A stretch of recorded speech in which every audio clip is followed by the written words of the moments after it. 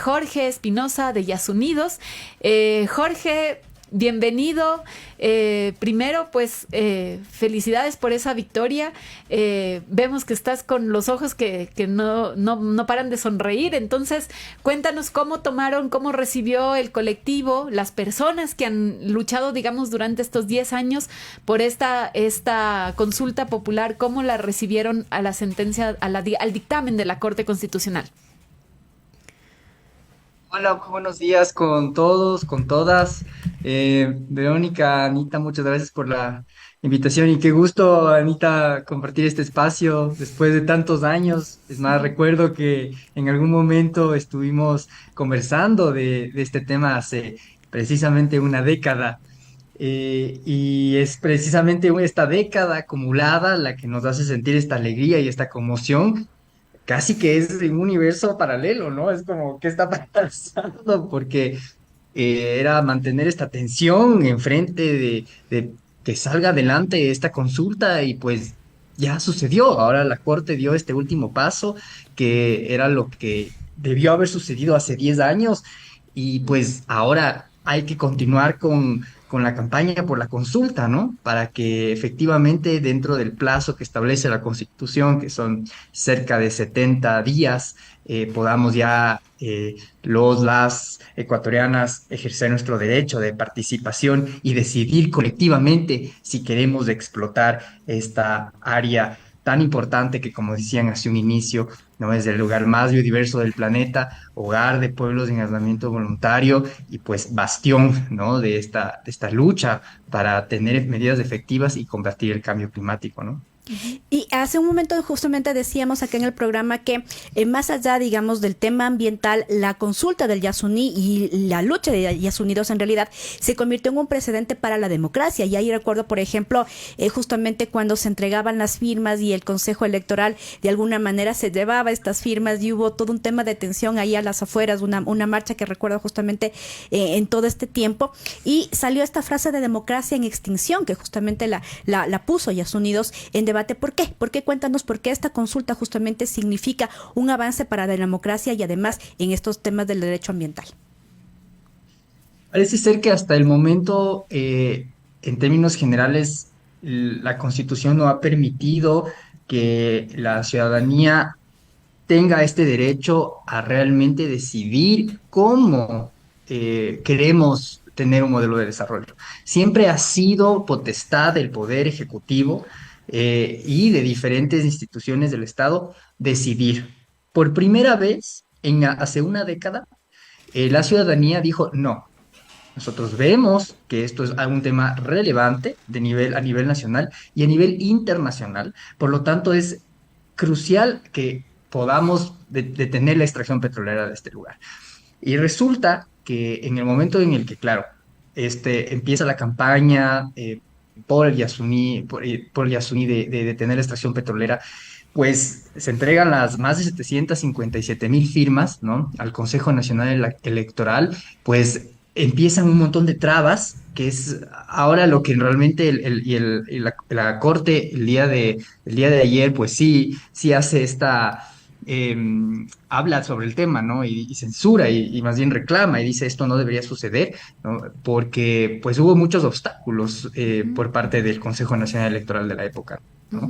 Desde el gramaje del papel, el color del esfero, el tipo ese formato del formulario, ¿no? Que tenían que entregarse las personas las copias de las cédulas de las personas que recolectaban las firmas. Realmente fue muchísimo lo que bombardearon al colectivo para poder detener, y esto sin hablar, obviamente, del acoso mediático, el seguimiento de la policía, como en medios de comunicación hablaban muy mal de ellos, ellos decían que eran terroristas, ¿no?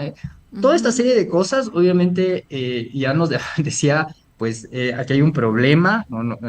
Quieren boicotearlo, y efectivamente, años más tarde, ustedes recordarán, en la investigación que hizo Manolo Sarmiento, pues se pudo ver cómo efectivamente desde el Consejo Nacional Electoral, desde una entidad gubernamental, ¿no? Era una misiva directa a que no puedan pasarse las firmas.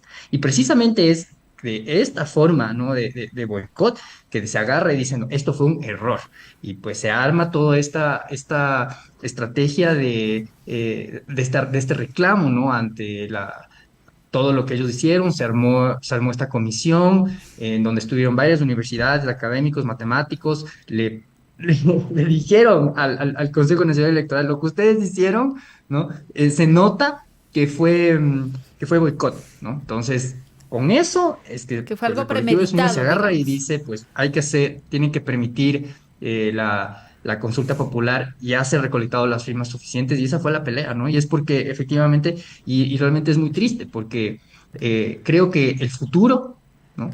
Realmente debería basarse en la participación ciudadana, en la capacidad que tenemos las ciudadanas en poder decidir cómo queremos vivir, porque de lo contrario, todo estamos dejándolo en las manos de esta democracia representativa que no tiene realmente la capacidad, ¿no? de poder decidir en la amplitud de cómo queremos vivir, menos aún cuando estamos en uno de los países más corruptos, ¿no? Ujú.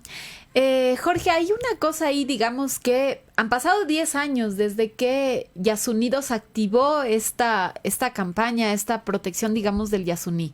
Ya ha corrido, digamos, bastante tiempo y ese tiempo en explotación petrolera ya significa bastante, digamos, bastante para esta zona que ya ha sido intervenida. O sea, incluso ustedes mismos han denunciado que ya se hizo una carretera, ya han ingresado petroleras a la zona. Entonces, ¿cuál es el estado, digamos, de la zona del Yasuní con respecto a la intervención petrolera? ¿Qué empresas están ya ahorita presentes ahí y que según el dictamen de la Corte tendrían que salir? Si es que la consulta popular es favorable, tendrían que salir y tendría que terminarse toda actividad petrolera. ¿Cuál es esa actividad petrolera que se suspendería? Bueno, pues como sabemos, el ITT se compone de los campos de Ispingo, Tambococha y Tiputini. El campo Tiputini y Tambococha son los que están mayormente intervenidos, pero Ispingo, que es donde está la mayor cantidad de la reserva de petróleo, al sur del Yasuní ITT, ¿no? Que colinda con la zona intangible, eso es lo que aún no está explotado. ¿Y por qué no está explotado? ¿Ese Porque es sería un el bloque petróleo de 43? muy mala calidad. Así es el bloque 43 que se encuentra frontera con el Perú, ¿no? Esquina del Yasuní. Tenemos la Yasuní que es como una C, esta está aquí en la puntita, ¿no? Son más o menos 200.000 hectáreas el ITT y como les digo, como les menciono, está intervenidos estos campos, pero el más grande aún no. ¿Y por qué no? Como lo dijo el mismo ministro de Recursos Naturales, pues porque es casi brea, es melcocha, ¿no? Entonces la única forma de extraer ese petróleo es sacando más inversión, que ya de por sí, en este punto, y eso es algo que ninguna entidad del Estado pudo realmente decirle a la Corte Constitucional, cuánto realmente está costando esa extracción de petróleo, ¿no? Mm. Porque una extracción de petróleo tan cara, con unos pasivos ambientales gigantes, porque no se menciona nada del agua. Imagínense que hace 10 años nosotros sabíamos que por cada barril de petróleo se iban a generar 9 barriles de agua contaminada, que es agua de formación. Y un poco para que tengamos en la mente, el petróleo es radioactivo, el petróleo contiene radio, por eso es que nos afecta, por eso es que nos da cáncer, por eso es que nos enfermamos. Por cada barril de petróleo, hoy en ese campo estamos hablando de casi 20 barriles de agua de formación, agua tóxica. Y toda esa agua, ¿no? ¿A dónde se está yendo? Entonces, hablando en esa dimensión, ¿no? Primero, es relevante saber que independientemente de que ya esté intervenido, todo el momento puede ser detenido. Ujú. Sobre todo cuando la reserva más grande no está aún explotada y Mm. para explotarlo se necesitaría demasiada tecnología, demasiada inversión. Ujú. Uno. Dos, Petroecuador, como recordarán, para que se explote este parque nacional, la Asamblea tuvo que hacer una declaratoria de interés nacional y en esa declaratoria, pues solamente la petrolera estatal es la que puede explotar este bloque, ¿no? Ya. Entonces, en este caso, Petroecuador es la empresa que está aquí y Petroecuador, la Corte le da un año de ser positiva el voto sí de la ciudadanía para salir ordenada y progresivamente del bloque petrolero. Y esto es crucial, histórico, esto es algo que deberíamos celebrar internacionalmente. Justo el día de ayer, Eduardo Gudinas habló del tema, mandó un tuit muy interesante sobre precisamente esta capacidad, esa transmisión que ahora hay sobre decidir sobre nuestro futuro, que ya ahora sí está en las manos de los y las ciudadanas, y sobre todo porque al poder prohibir la actividad petrolera en este bloque, que sobre todo la parte sur aún hay cómo salvar, pues sí estaríamos hablando de una medida muy prudente para evitar cualquier tipo de contacto que pueda afectar a los pueblos en aislamiento voluntario. Ujú, ujú. Digamos, hace un par de meses el Yasunidos también llegó hasta la Corte Interamericana de Derechos Humanos, justamente también presentando el caso, pero además justamente la situación de los pueblos en aislamiento voluntario.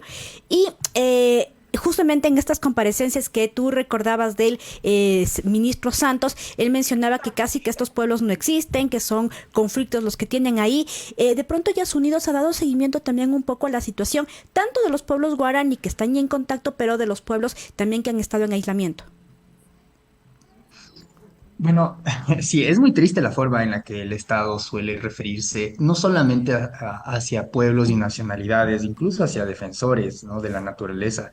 Mi propio ministro Santos le acusó al abogado Pablo Fajardo, quien durante 30 años ha defendido a todos los afectados por caso Texaco, decirle que es un corrupto, es de todo. Entonces es realmente muy triste cómo se refieren, ¿no? Con respecto a los pueblos en aislamiento voluntario y los pueblos del Yasuní, para que tengan una idea del nivel de afectación que se vive en espacios de explotación petrolera y que no es esta realidad de que ay, llega la abundancia. Cuando empezó la pandemia y estuvimos en el pleno boom de la pandemia, los casos, la tasa con mayor índice de contagio era Aguarico, el cantón Aguarico, donde esto está en el ITT, Mm, ¿no? ujú. Entonces, para que tengamos una idea, toda la gente que estaba ahí trabajando para la petrolera terminó siendo contagiada y muchos de ellos eran guaraníes. Mm, Muchos de estos guaraníes que regresaban a su comunidad, ¿no?, después de estos 20 días de jornada, regresaban y les contagiaban. Los pueblos en aislamiento voluntario, sobre todo aparentemente los Tagaeri, tienen una relación, bueno, ambos tienen una relación con guaraníes. Suelen, ¿no?, regalarse plátano. Bueno, yo no soy un experto en pueblos en aislamiento voluntario, pero sabemos que tienen un contacto, ¿no?, entre ellos que son sus primos. Y esto obviamente preocupa porque significa que habrán sido contagiados. ¿Qué habrá pasado? Una de las mayores amenazas que tienen precisamente estos pueblos en aislamiento es el tema de enfermedades, ¿no? Y mm, que se tome tan a la ligera una explotación petrolera con la capacidad de contagiar masivamente, pues sí es bien irresponsable de parte del Estado. ujú. Eh, y Jorge, precisamente muchos de estos argumentos son los que se toman para que el caso llegue a la Corte Interamericana de Derechos Humanos y también, pues, obviamente el caso de Estados Unidos, porque son dos, ¿no? Es el caso de los pueblos en aislamiento voluntario y el otro es el caso de Estados Unidos y el caso de aislamiento voluntario tiene serias temas muy graves, ¿no? Como el secuestro de estas dos niñas, las matanzas de que han sufrido, y todo ha sido por el extractivismo y porque el Estado pues lo ha permitido. ujú. Jorge, y ya sobre el dictamen de la Corte Constitucional, ¿qué específicamente es lo que dice, además de que se debe hacer la consulta popular? ¿Y cuál es la pregunta que establece, digamos, la Corte para que se va a realizar? Bueno, pues como saben, la pregunta después, finalmente, después de 10 años, es, ¿está usted de acuerdo en mantener el petróleo del ITT indefinidamente en el subsuelo, ¿no? Es decir, de este bloque petrolero que está en el Yasuní, a lo cual tenemos que decir, sí, estamos de acuerdo en mantener ese No petróleo, solamente el 43, sino de todo el ITT. todo el ITT. El Ya. bloque 43 es el bloque ITT, ¿no? Ahí ya. Es el mismo. Ajá, entonces es muy buena esa observación porque Sí, para tenerlo en mente, claro, el bloque 43 es el mismo que el bloque ITT, indefinidamente en el subsuelo. Y obviamente lo que dice la Corte es que además de tener el sí, que es lo que comentábamos hace un segundo, pues la Petroecuador deberá retirarse ordenada y progresivamente en un periodo de un año Ujú, ujú. de este bloque petrolero. Y además habla de cosas muy interesantes, ¿no? Porque dice que primero, y esto con respecto a los otros votos de los otros jueces que Ajá. dicen que pues no están de acuerdo porque lo que está debajo, lo que está en el subsuelo es competencia del Estado. Pero en la sentencia, Ali Lozada pues claramente dice que ya están los límites establecidos sobre qué se puede hacer consulta popular. Y por ejemplo, el tema de la administración política del Estado, eso es algo que no se puede hacer consulta popular, pero el Mm, resto sí, ¿no? Y por el contrario, hay que estimular, ¿no? Para que la sociedad siga haciendo más consultas. ujú, ujú. Y asimismo dice que por la misma razón, y esto es histórico, por la misma razón, todo lo que suceda a razón de esta consulta, sí o no, ya queda responsabilidad de la ciudadanía. Ujú, ujú. Entonces, eso sí, más bien los vuelve la carga de responsabilidad y a la persona que lee la pregunta, a la persona que debe informarse sobre el tema, y más bien es, qué bueno, ¿no? Qué bueno, porque ahora sí, de manera desinteresada, alguien va a tomar esa decisión. Ujú, ujú. Y ya para finalizar justamente esta entrevista, ¿qué esperan ustedes del gobierno de Guillermo Lasso? Y hago esta pregunta porque, por ejemplo, en la misma audiencia de la Corte lo vimos a los funcionarios de Estado bastante interesados justamente en que se caiga el proceso, de que se archive, decía una de las funcionarias de abogadas del Estado. A pesar Entonces, de que ajá, Lazo en campaña se comprometió, ¿no? a pesar de todo eso. Con el Ujú. Yasuní. Exactamente, y ahora en cambio lo vemos muy activo justamente para, él decía, extraer hasta la última gota de petróleo. Hay garantías justamente de que el gobierno de Lazo, que en este caso es en el momento que nos tocó ahora, vaya justamente a permitir esta consulta. Creo que mínimamente lo que debería hacer el gobierno es detener la extracción petrolera, porque si es que existe la posibilidad de que no haya ninguna más ampliación de esa frontera extractiva en ese bloque, es detenerlo, ¿no? Hasta que se resuelva, hasta que la ciudadanía resuelva, hasta que la ciudadanía resuelva y decida por el futuro de ese bloque, ¿no? Me parece hasta abusivo de su parte decir que, no, yo voy a mantener la explotación petrolera y voy a sacar la última gota de un petróleo además de pésima calidad. O sea, eso en primer lugar. Y en segundo lugar, yo creo que sí se recomendaría a todos los niveles del Estado que sí sean muy responsables con las cifras que hablan. Realmente fue bien indignante cómo Petroecuador, el Ministerio de Finanzas, entregaron información a la Corte Constitucional incompleta. La Corte incluso les tuvo que decir, oigan, no solamente en la audiencia, sino en escritos, ¿no? No recibimos aún la información que estamos pidiendo. Vaya y termine el deber. Incluso y tergiversaban la información, ¿no? Hablaban de 1.190 millones, y esto lo sucede en la evidencia, hablaban de la irrelevancia del bloque ITT económicamente para el país, y luego resulta que las mismas documentos que el Ministerio de Finanzas había subido, había anexado, ¿no? Entre todas, hasta la última, ellos mismos ponen, esta data no puede ser desagregada de todos los campos, es decir, no sabemos. No Mm, sabemos cuánto es realmente lo que se entrega lo que sale del ITT y cuánto supuestamente abona a las arcas del Estado.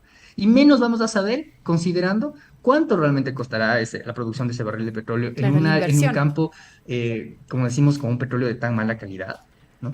Y encima encima de todo esto, ahí tenemos los costos diferenciados. Ni siquiera podemos diferenciarle con el crudo oriente y el crudo napto, ¿no? Que son dos tipos de crudos. Entonces, creo que esa sería una segunda recomendación, decir la verdad, porque personalmente sí me da miedo que en este momento, pues el gobierno intente decir que poco más y depende todo el país de este bloque, ¿no? Cuando no es verdad.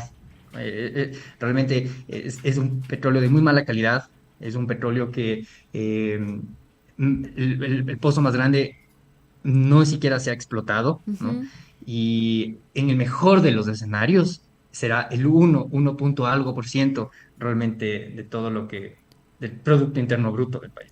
Entonces, ¿cuál sería, digamos, ahí hay como un camino en cuestión de extractivismo, digamos, tanto el gobierno de Rafael Correa como el de Lenín Moreno como el de Lazo mantienen los mismos argumentos, ¿no? En esa ruta de extraer más petróleo y todo. Entonces, ¿cómo ustedes ven eso, digamos, en estos 10 años? ¿Cómo ha sido la respuesta de los gobiernos? ¿Hay una diferencia frente al extractivismo entre las acciones que hacía Rafael Correa o las acciones que ha hecho Lazo? Todos somos extractivistas terribles. O sea, Correa fue el mayor depredador que hubo, ¿no? Y luego obviamente Moreno y luego obviamente Lazo lo hicieron a carta abierta. Se subieron a la camioneta de la defensa de estos territorios porque era popular, porque nos hacía ver bien, pero en el fondo realmente no querían hacerlo. Y aquí creo que sí, sí es importante y de nuevo caer en este tema de por qué es relevante a nivel incluso internacional esta consulta. Todos estos actores, ¿no?, políticos, si bien se comprometían y no lo hacían, parte de que no lo hacían es porque el extractivismo encadena al sector político.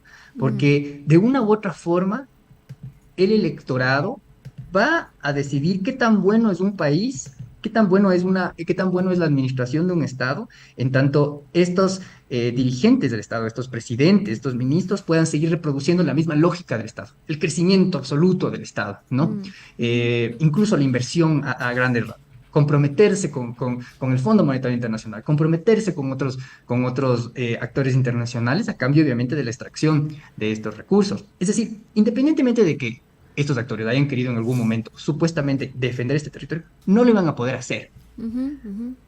Es un bypass a toda esta lógica de corrupción, ¿no? Como le dice, esta enfermedad de la abundancia, como le dice Alberto Alberto Acosta. Acosta, esta consulta popular. Es hacer un bypass a todo ese sistema, porque con esto efectivamente estamos por primera vez en todo el planeta colectivamente decidiendo dejar el petróleo bajo tierra. Mm, Y ujú, esa es la única medida real para evitar el agravamiento del cambio climático. ujú.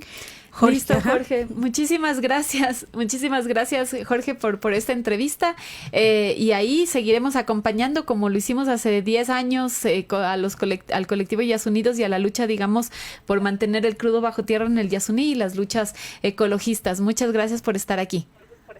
Gracias a ustedes y ahí vamos.